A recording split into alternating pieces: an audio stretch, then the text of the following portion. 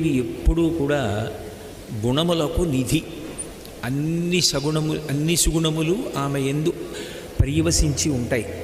ఆ తల్లి కూడా ఎప్పుడు గుణముల చేతనే ఆకర్షితురాలవుతుంది. అది భగవంతుడి పట్ల కానివ్వండి, భక్తుల పట్ల కానివ్వండి, అది లక్ష్మీదేవి యొక్క వైభవం.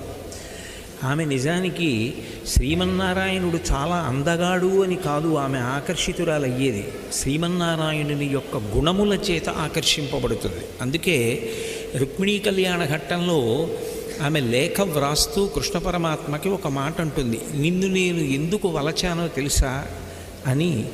ధన్యున్ లోకమనోభిరాము కుల విద్యారూప తారుణ్య సౌజన్య శ్రీ బల దాన శౌర్య కరుణా సంశోభితున్ నిన్నే కన్యల్ కోరరు కోరదే మునురమా కాంతాలలామంబు రాజన్యానేకవ సింహ నావలదనే జన్మించనే మోహముల్ అంటుంది.